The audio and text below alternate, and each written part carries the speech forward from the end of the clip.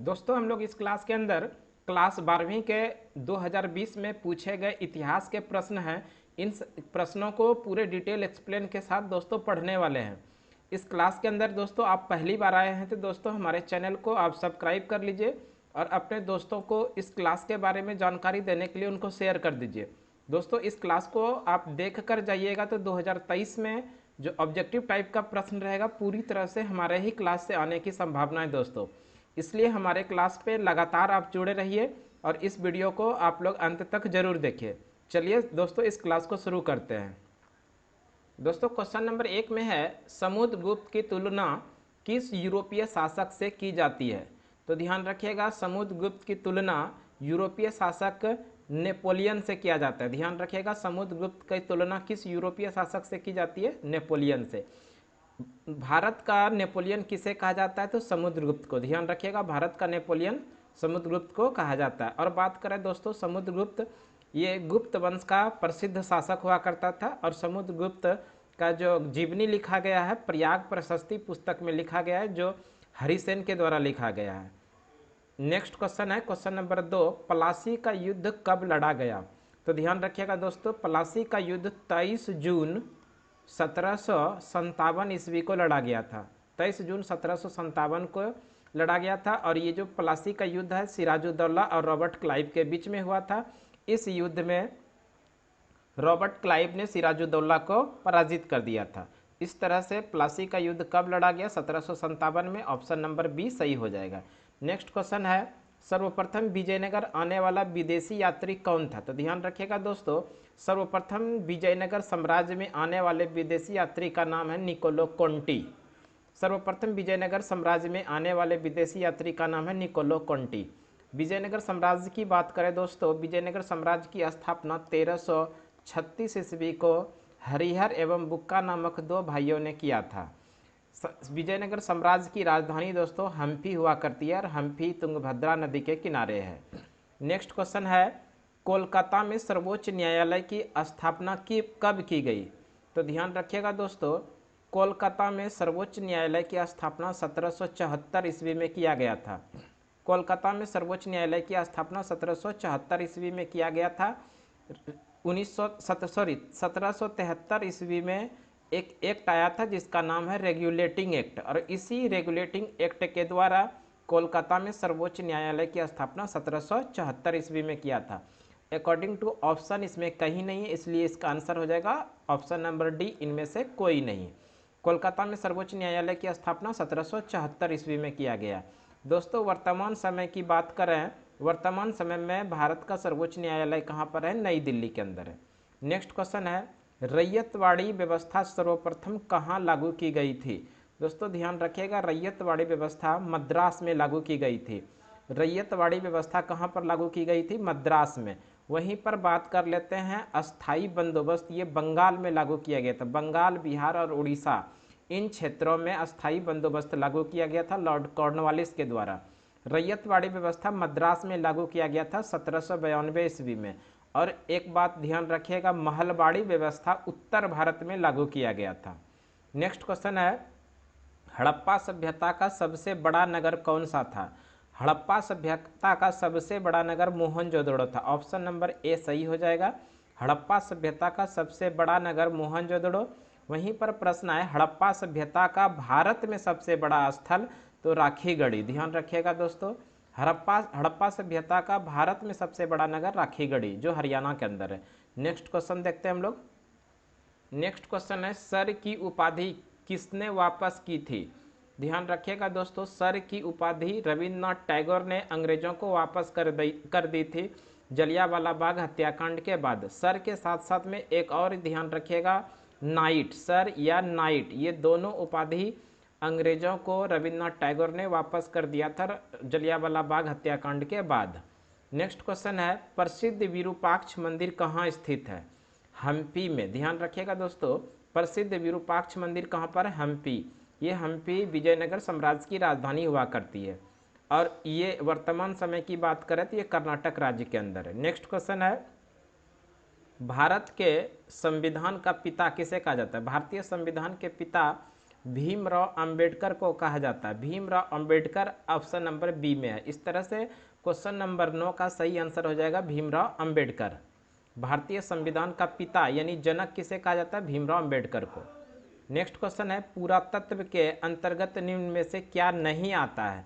तो पुरातत्व के अंदर दोस्तों ध्यान रखेंगे साहित्य नहीं आता है। पुरातत्व के अंदर क्या नहीं आता है? साहित्य।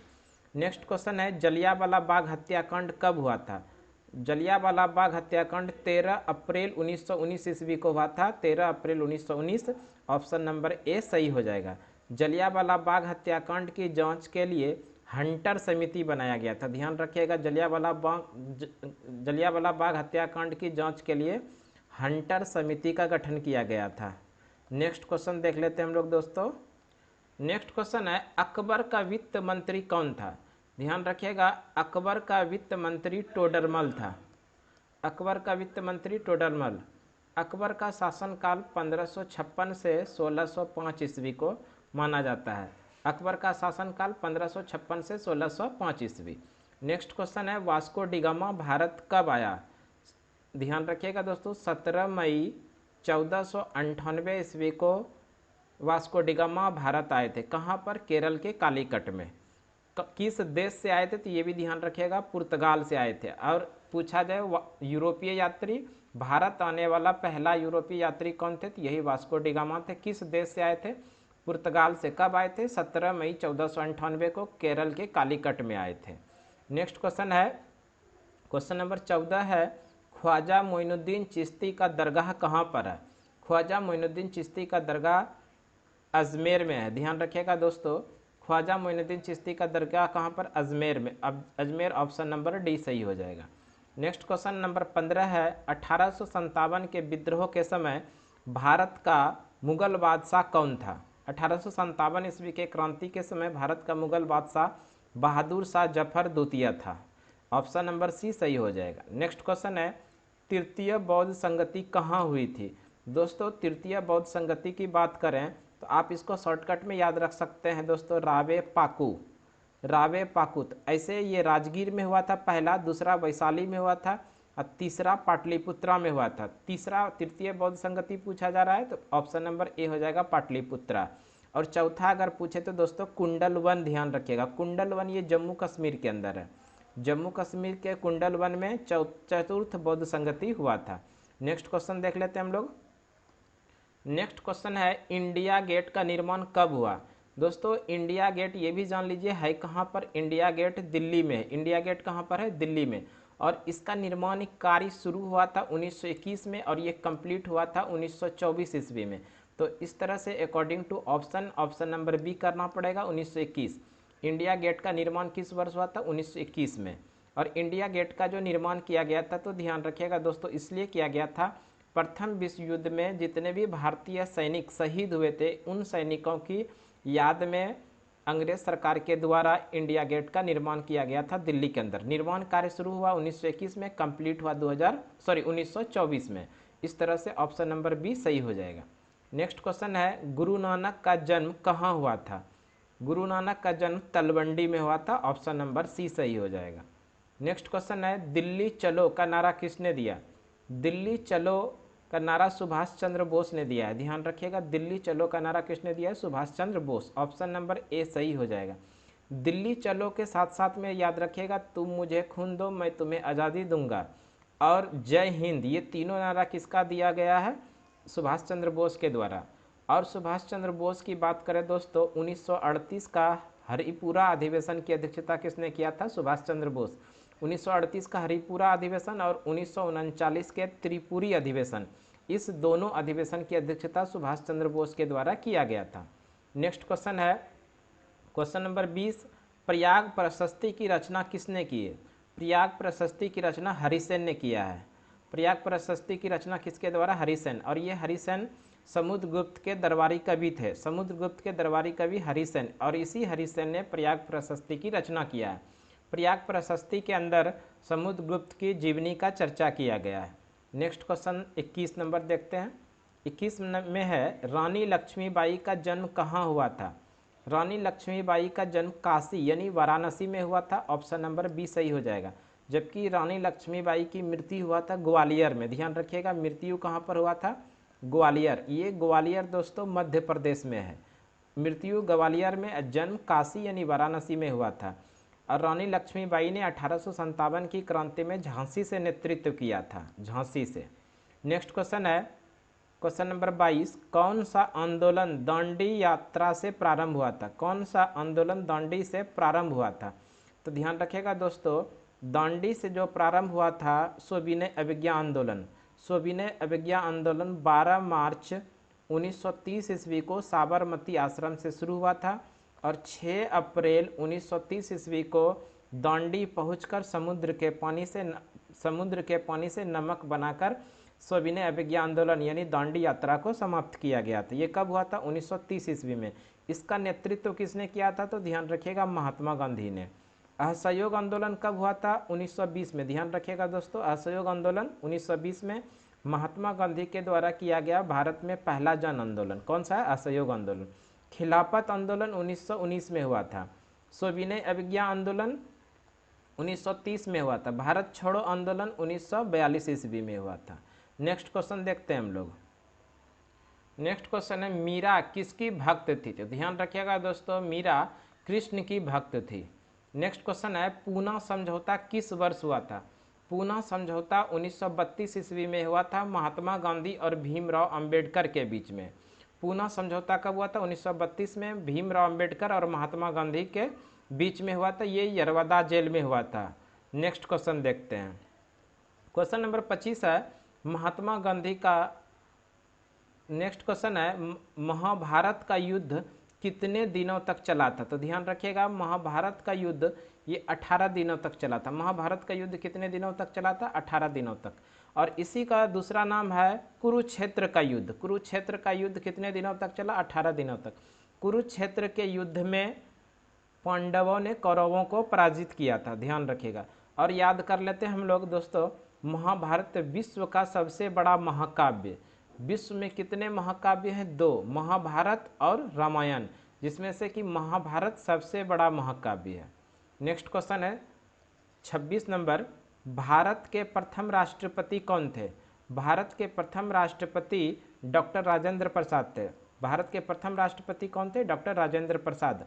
और वर्तमान समय की बात करें, वर्तमान समय में देश के राष्ट्रपति कौन है? तो द्रौपदी मुर्मू। इसको भी ध्यान रखिएगा, ये प्रश्न आने की पूरी संभावना है। द्रौपदी मुर्मू देश की वर्तमान समय में राष्ट्रपति है। और बात कर ले देश के पहले प्रधानमंत्री कौन थे? पंडित जवाहरलाल नेहरू। नेक्स्ट क्वेश्चन है क्वेश्चन नंबर 27, इब्न बतूता किस देश का यात्री था? इब्न बतूता मोरक्को का यात्री था। मोरक्को, ऑप्शन नंबर सी सही हो जाएगा। इब्न बतूता की बात करें दोस्तों, ये भारत में 1333 ईस्वी में आया था। भारत कब आया था? 1333 ईस्वी में। इसी इब्न बतूता का एक प्रसिद्ध पुस्तक है जिसका नाम है रेहला। रेहला नामक पुस्तक की रचना किसने किया? इब्न बतूता ने। किस भाषा में किया है? इसको भी ध्यान रखिएगा, अरबी भाषा में। रेहला नामक पुस्तक की रचना इब्न बतूता ने किस भाषा में किया है? तो अरबी भाषा में। नेक्स्ट क्वेश्चन है 28 नंबर, 1857 के विद्रोह के समय इंग्लैंड के प्रधानमंत्री कौन थे? तो ध्यान रखिएगा दोस्तों, 1857 के विद्रोह के समय इंग्लैंड का प्रधानमंत्री पामस्टॉन थे। इंग्लैंड के प्रधानमंत्री इस समय कौन थे? पामस्टॉन। 1857 ईस्वी की क्रांति का दूसरा नाम है सिपाही विद्रोह, क्योंकि ये मंगल पांडे नामक सिपाही के द्वारा शुरू किया गया था। 1857 ईस्वी की क्रांति की शुरुआत कब हुई थी? तो 10 मई को हुआ था शुरू, 10 मई 1857 को। और ये कहाँ से शुरू हुआ था? मेरठ से शुरू हुआ था। नेक्स्ट क्वेश्चन देख लेते हैं हम लोग। नेक्स्ट क्वेश्चन है, अकबर ने दीन ए इलाही धर्म कब शुरू किया? अकबर ने दीन ए इलाही शुरू किया 1582 में। ध्यान रखिएगा दोस्तों, दीन ए इलाही धर्म की शुरुआत अकबर ने कब किया? 1582 में। ऑप्शन नंबर डी सही हो जाएगा। नेक्स्ट क्वेश्चन है, 1920 में कौन सा आंदोलन आरंभ हुआ? 1920 ईस्वी में असहयोग आंदोलन शुरू हुआ था, महात्मा गांधी के द्वारा किया गया था। इसी आंदोलन का दूसरा नाम है पहला जन आंदोलन। असहयोग आंदोलन का दूसरा नाम है जन आंदोलन, और इसको बंद किया गया था 5 फरवरी 1922 ईस्वी को चौरी चौरा हत्याकांड के बाद। नेक्स्ट क्वेश्चन है, महाभारत की रचना किसने की थी? महाभारत की रचना महर्षि वेद व्यास ने किया था। महाभारत की रचना किसके द्वारा किया गया? महर्षि वेद व्यास के द्वारा। रामायण के लेखक कौन है? महर्षि वाल्मीकि, ध्यान रखेंगे। नेक्स्ट क्वेश्चन है क्वेश्चन नंबर 32, अस्थाई बंदोबस्त कहाँ लागू किया गया था? अस्थाई बंदोबस्त दोस्तों बंगाल में लागू किया गया था। अस्थाई बंदोबस्त कब लागू किया गया था? 1793 ईस्वी में लॉर्ड कॉर्नवालिस के द्वारा। ये भी ध्यान रखेंगे, लॉर्ड कॉर्नवालिस किसके द्वारा शुरू किया गया था? लॉर्ड कॉर्नवालिस के द्वारा। और इसी को कहा जाता है अस्थाई बंदोबस्त का कॉर्नवालिस का कोड। अस्थाई बंदोबस्त का दूसरा नाम क्या है? कॉर्नवालिस का कोड। इसी का एक और नाम है जमींदारी प्रथा। ये कब लागू हुआ था? 1793 में। किस क्षेत्र में लागू हुआ था? बंगाल में। नेक्स्ट क्वेश्चन है क्वेश्चन नंबर 33, हड़प्पा किस नदी के किनारे है? हड़प्पा, ध्यान रखिएगा दोस्तों, हड़प्पा बोला गया है तो हड़प्पा रावी नदी के किनारे है। हड़प्पा किस नदी के किनारे है? रावी नदी के किनारे। नेक्स्ट क्वेश्चन है संथाल विद्रोह कब हुआ? संथाल विद्रोह 1855 ईस्वी में हुआ था। ऑप्शन नंबर ए सही हो जाएगा। संथाल विद्रोह के प्रमुख नेता थे सिद्धू एवं कानू। नेक्स्ट क्वेश्चन है ताजमहल का निर्माण किसने करवाया? ताजमहल का निर्माण शाहजहां के द्वारा करवाया गया। ताजमहल का निर्माण किसके द्वारा किया गया? शाहजहां के द्वारा। नेक्स्ट क्वेश्चन देख लेते हैं हम लोग। नेक्स्ट क्वेश्चन है शहीद ए आजम किसे कहा जाता है? ध्यान रखिएगा दोस्तों, शहीद ए आजम सरदार भगत सिंह को कहा जाता है। शहीद ए आजम किसे कहा जाता है? सरदार भगत सिंह। सरदार भगत सिंह, राजगुरु और सुखदेव, इनको फांसी कब दिया गया था? तो 23 मार्च 1931 ईस्वी को। इसलिए 23 मार्च को भारत में शहीद दिवस मनाया जाता है। 23 मार्च को शहीद दिवस मनाया जाता है। 23 मार्च 1931 को सरदार भगत सिंह, राजगुरु और सुखदेव को फांसी दिया गया था। नेक्स्ट क्वेश्चन है 37 नंबर, अर्थशास्त्र के लेखक कौन है? अर्थशास्त्र के लेखक चाणक्य, कौटिल्य या विष्णुगुप्त, ये तीनों एक ही व्यक्ति हैं। ऑप्शन नंबर डी में है कौटिल्य। अर्थशास्त्र पुस्तक के लेखक कौन है? कौटिल्य। इसी का दूसरा नाम है चाणक्य और इसी का एक और नाम है विष्णुगुप्त। नेक्स्ट क्वेश्चन है 38 नंबर, भारत आने वाला प्रथम यूरोपियन कौन था? भारत आने वाले पहले यूरोपियन थे पुर्तगाली और इस पुर्तगाली यात्री का नाम था वास्को डी गामा, जो 17 मई 1498 को केरल के कालीकट तट पर आए थे। नेक्स्ट क्वेश्चन है 39 नंबर, श्वेतंबर एवं दिगंबर का संबंध किस धर्म से है? श्वेतंबर एवं दिगंबर का संबंध जैन धर्म से है। ऑप्शन नंबर डी में है जैन धर्म। इस तरह से इस प्रश्न का सही आंसर हो जाएगा ऑप्शन नंबर डी।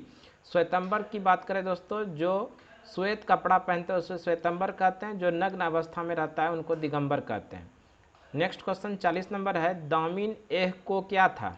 दामिन ए कोह क्या था? तो ध्यान रखिएगा, दामिन एह को एक भूभाग था। दामिन एह को क्या था? भूभाग। और ये भूभाग था भागलपुर से राजमहल का क्षेत्र। दामिन एह को क्या था? भागलपुर से राजमहल का जो क्षेत्र है उसी को कहा जाता था भूभाग। नेक्स्ट क्वेश्चन है 41 नंबर, 1857 ईस्वी के विद्रोह को किसने प्रथम स्वतंत्रता संग्राम कहा? 1857 ईस्वी के क्रांति को स्वतंत्रता संग्राम की पहली लड़ाई किसने कहा था? तो ध्यान रखिएगा, बी.डी. सावरकर ने। बी.डी. सावरकर विनायक दामोदर सावरकर के द्वारा ही 1857 ईस्वी की क्रांति को स्वतंत्रता संग्राम की पहली लड़ाई कहा। एक क्वेश्चन और ध्यान रखिएगा दोस्तों, 1857 ईस्वी की क्रांति को किस उर्दू कवि ने अपनी आंखों से देखा था? तो मिर्ज़ा गालिब। इसको ध्यान रखिएगा, किसने अपनी आंखों से देखा था? तो मिर्ज़ा गालिब। नेक्स्ट क्वेश्चन देख लेते हैं हम लोग। नेक्स्ट क्वेश्चन है दोस्तों, पुराणों की संख्या कितनी है? पुराणों की संख्या 18 है। पुराणों की संख्या कितनी? 18। इसी के साथ ध्यान रखिएगा, वेदों की संख्या कितनी है? तो वेद 4 हैं।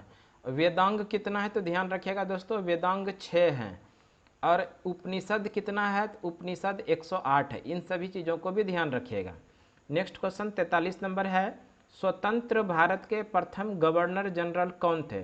स्वतंत्र भारत के प्रथम गवर्नर जनरल लॉर्ड माउंटबेटन थे। स्वतंत्र भारत के प्रथम गवर्नर जनरल लॉर्ड माउंटबेटन थे। वहीं पर अगर इसी प्रश्न में पूछा जाता दोस्तों कि स्वतंत्र भारत के प्रथम भारतीय गवर्नर जनरल कौन थे, तब आंसर हो जाता है राजगोपालाचारी। वैसे इस प्रश्न में पूछा गया है भारत के प्रथम गवर्नर जनरल कौन थे, यानी स्वतंत्र भारत के प्रथम गवर्नर जनरल कौन थे? तो अकॉर्डिंग टू ऑप्शन हो जाएगा लॉर्ड माउंटबेटन। इसी प्रश्न में भारतीय जुड़ा रहता तो आंसर हो जाता है WC राजगोपालाचारी। नेक्स्ट क्वेश्चन देख लेते हैं 44 नंबर, हरिहर एवं बुक्का किस वंश के शासक थे? हरिहर एवं बुक्का ये संगम वंश के शासक थे। ध्यान रखिएगा, हरियर एवं बुक्का किस वंश का शासक था? संगम वंश का शासक था। नेक्स्ट क्वेश्चन है, भारतीय संविधान कब लागू हुआ? भारतीय संविधान 26 जनवरी 1950 ईस्वी को लागू किया गया, जबकि भारतीय संविधान अंगीकार किया गया था 26 नवंबर 1949 को। यानी भारतीय संविधान को अपनाया गया था कब? 26 नवंबर 1949 को, जबकि लागू कब हुआ? 26 जनवरी 1950 को। इस तरह से इस प्रश्न का सही आंसर हो जाएगा option number D. Next question 46 में है, इंडिका किसका यात्रा का वृत्तांत है? इंडिका पुस्तक के लेखक दोस्तों मेगास्थनीज है। इंडिका पुस्तक के लेखक कौन है? मेगास्थनीज। ध्यान रखिएगा दोस्तों, मेगास्थनीज चंद्रगुप्त मौर्य के दरबार में आए थे और इसी मेगास्थनीज ने इंडिका नामक पुस्तक की रचना किया है। नेक्स्ट क्वेश्चन नंबर 47 देख लेते हैं, आईने अकबरी किसके द्वारा लिखा गया है? आईने अकबरी अबुल फजल के द्वारा लिखा गया। इस तरह से इस प्रश्न का सही आंसर हो जाएगा ऑप्शन नंबर सी। आईने अकबरी किसके द्वारा लिखा गया है? अबुल फजल के द्वारा। नेक्स्ट क्वेश्चन है, जय हिंद का नारा किसने दिया? जय हिंद का नारा सुभाष चंद्र बोस के द्वारा दिया गया है। जय हिंद, दिल्ली चलो और तुम मुझे खून दो मैं तुम्हें आज़ादी दूंगा, ये सभी नारा किसने दिया है? सुभाष चंद्र बोस। सुभाष चंद्र बोस का जयंती प्रत्येक वर्ष 23 जनवरी को मनाया जाता है पराक्रम दिवस के रूप में। ध्यान रखिएगा, सुभाष चंद्र बोस का जयंती किस रूप में मनाया जाता है? पराक्रम दिवस के रूप में 23 जनवरी को। नेक्स्ट क्वेश्चन है, अशोक किस वंश का शासक था? अशोक मौर्य वंश का शासक था। मौर्य वंश ऑप्शन नंबर बी सही हो जाएगा। मौर्य वंश का तीसरा शासक था सम्राट अशोक। नेक्स्ट क्वेश्चन है, कांग्रेस की स्थापना कब हुई थी? कांग्रेस की स्थापना 1885 ईस्वी में हुआ था। कहाँ पर हुआ था? मुंबई में। ये भी ध्यान रखेंगे, कांग्रेस की स्थापना मुंबई में हुआ था और A.O. ह्यूम के द्वारा कांग्रेस की स्थापना किया गया था 1885 में। नेक्स्ट क्वेश्चन है, मनुस्मृति में कितने प्रकार के विवाह का उल्लेख किया गया है? मनुस्मृति में विवाह के कितने प्रकार का उल्लेख है? 8 प्रकार का विवाह का उल्लेख किया गया है मनुस्मृति में। इस तरह से ऑप्शन नंबर सी सही हो जाएगा। नेक्स्ट क्वेश्चन है, कोल विद्रोह के प्रमुख नेता कौन थे? कोल विद्रोह के प्रमुख नेता बुद्धो भगत थे। ऑप्शन नंबर डी सही हो जाएगा। और ये भी ध्यान रखिएगा, कोल विद्रोह कब हुआ था? 1831 ईस्वी में। अब बुद्धो भगत के साथ साथ में दोस्तों मदारा महतो, बुली महतो और जुआ भगत भी शामिल थे। वैसे वो सब ऑप्शन में है नहीं, ऑप्शन में है बुद्धो भगत, इसलिए बुद्धो भगत ऑप्शन नंबर डी सही हो जाएगा। नेक्स्ट क्वेश्चन है 53 नंबर, पानीपत का प्रथम युद्ध किस वर्ष हुआ था? पानीपत का प्रथम युद्ध 1526 ईस्वी में हुआ था। ध्यान रखिएगा, 1526 में पानीपत का प्रथम युद्ध हुआ था बाबर और इब्राहिम लोदी के बीच, और इस युद्ध में बाबर ने इब्राहिम लोदी को पराजित किया था। वहीं पर याद रखिएगा, पानीपत का दूसरा युद्ध 1556 ईस्वी में अकबर और हेमू के बीच में हुआ था। इस युद्ध में अकबर ने हेमू को पराजित किया था। और याद रखिएगा दोस्तों, पानीपत का तीसरा युद्ध 1761 में अहमद शाह अब्दाली और मराठा के बीच हुआ था। इस युद्ध में अहमद शाह ने मराठाओं को पराजित किया था। नेक्स्ट क्वेश्चन है 54 नंबर, सैनिकों द्वारा प्रयोग में लाई जाने वाली राइफलें का नाम क्या था जो 1857 ईस्वी के विद्रोह का कारण बनी? तो इस विद्रोह में जो प्रयोग किए जाने वाले राइफल था, इस राइफल का नाम एनफील्ड था। ध्यान रखिएगा, एनफील्ड नामक राइफल का प्रयोग किए जाने के कारण ही 1857 ईस्वी के विद्रोह का तत्कालिक कारण बना था। नेक्स्ट क्वेश्चन देख लेते हैं हम लोग। नेक्स्ट क्वेश्चन है, जैन धर्म के 24वें तीर्थंकर कौन थे? तो ध्यान रखिएगा दोस्तों, जैन धर्म के 24वें तीर्थंकर थे महावीर स्वामी। जैन धर्म के 24वें तीर्थंकर कौन थे? महावीर स्वामी। जैन धर्म के वास्तविक संस्थापक भी माना जाता है महावीर स्वामी को। जैन धर्म के संस्थापक थे ऋषभदेव, और यही ऋषभदेव जैन धर्म के पहले तीर्थंकर भी हुए। जैन धर्म के पहले तीर्थंकर ऋषभदेव, और यही ऋषभदेव जैन धर्म के संस्थापक माने जाते हैं। जबकि जैन धर्म के वास्तविक संस्थापक महावीर स्वामी थे, और महावीर स्वामी जैन धर्म के 24वें तीर्थंकर भी हुए। पार्श्वनाथ दोस्तों ध्यान रखेंगे 23वें तीर्थंकर थे, और जैन धर्म में कुल मिला के 24 तीर्थंकर हुए, इसको भी ध्यान रखिएगा। नेक्स्ट क्वेश्चन है 56 नंबर, कोलकाता में अंग्रेजों की किलेबंदी बस्ती का नाम क्या था? अंग्रेजों के द्वारा किलेबंदी बस्ती का नाम कोलकाता में क्या था? Fort William. Option number C सही हो जाएगा। नेक्स्ट क्वेश्चन है 57 नंबर, मोहनजोदड़ो का उत्खनन किसके द्वारा किया गया है? मोहनजोदड़ो का खोज किसके द्वारा किया गया है? राखल दास बनर्जी के द्वारा 1922 ईस्वी में किया गया है।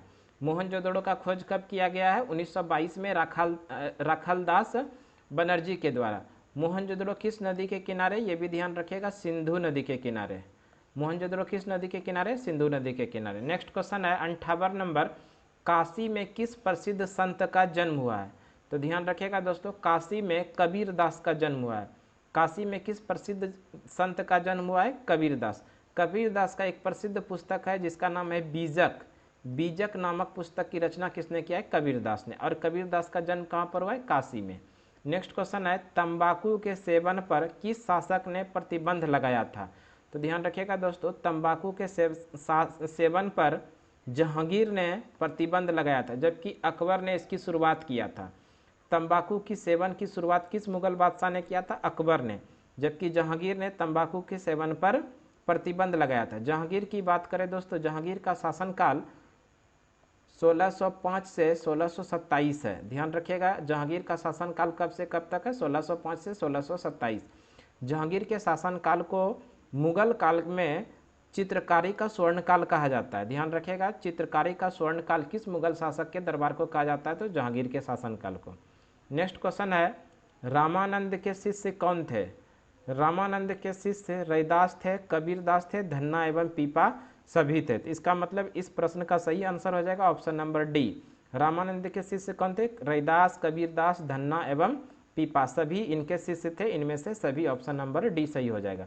इस तरह से दोस्तों हम आप लोगों को 2020 में जो इंटर इतिहास का जो परीक्षा में प्रश्न पूछे गए थे उन सभी प्रश्नों को पूरी डिटेल के साथ पढ़ाने का प्रयास किया, और इसके साथ साथ में आप लोगों को एक्स्ट्रा क्वेश्चन भी हम बताए हैं। हमें उम्मीद है कि ये क्लास आप लोगों को ज़रूर पसंद आया होगा।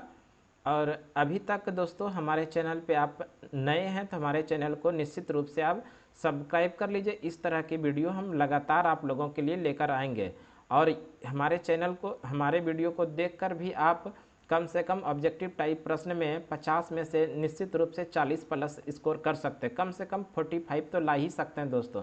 केवल हमारे चैनल पे आप लगातार जुड़े रहिए। तो आज की क्लास के लिए हम लोग इतना ही रहने देते हैं। अगले क्लास में फिर से अगले दिन मिलते हैं, तब तक के लिए धन्यवाद दोस्तों।